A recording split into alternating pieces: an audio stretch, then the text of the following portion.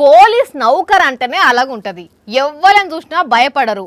ఎప్పుడో లీడర్ల టూర్లు ఉన్నప్పుడు తప్ప మిగతా టైంలా వాళ్ళంతా బిందాస్గా ఎవ్వరుండరుల్లా మంచిగా కారేసుకొని తిరిగి శాంతి భద్రతలను పర్యవేక్షిస్తున్నారని నలుగురెదురు జమ అయినప్పుడు పోలీసులు కనబడితే గివే మాటలు మాట్లాడుకుంటారు కదా.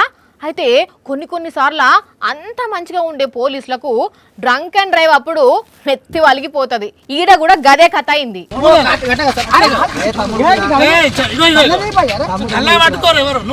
మంచిగా హెల్మెట్ పెట్టుకొని ఉంటివి, అసలు నువ్వు తాగినవో లేదో ఊదనట ఊదరాదే అన్నా.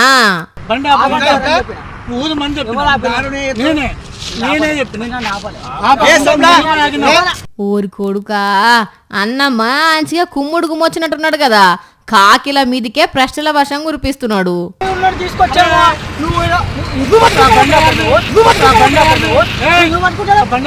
ఎందుకే అన్న గట్ల చిటపట్లాడుతున్నావు? వాళ్ళని నిడిచిపెట్టరు, నీ పప్పులు ఉడికే గాని ఊదనట ఊదే అన్నా.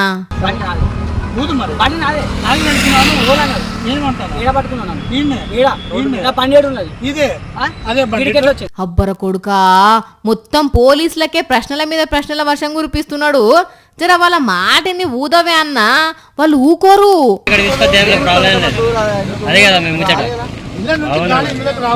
రాములా గట్ల చేయి చూపెట్టి బెదిరించకే అన్నా, నువ్వట ఊదవే.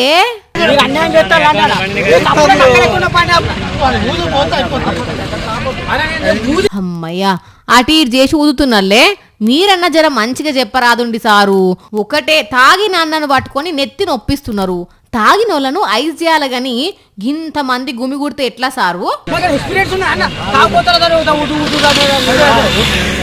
ఏ నీకు ఎక్స్పీరియన్స్ ఉన్నదని ఎవరంటున్నారు గాని ఇదే ఊదుడు అప్పట్లో ఊదితే ఏమైందే అన్నా? ఇంతకు ఈ రచ్చంతా ఎక్కడనుకున్నారు? వరంగల్ జిల్లా వర్ధన్నపేటల. మరి బైక్ మీదకెళ్ళి దిగంగానే మామూలుగా చెప్పి డ్రంక్ అండ్ డ్రైవ్ చేస్తే ఈ పోలీసుల కన్నా ఏమైందో గాని మామూలుగా టెస్ట్ మీద పెట్టే శ్రద్ధ కంటే వీడియో మీదనే ఎక్కువ కాన్సన్ట్రేట్ చేసినట్టు కొడుతుందని అని అంటున్నారు.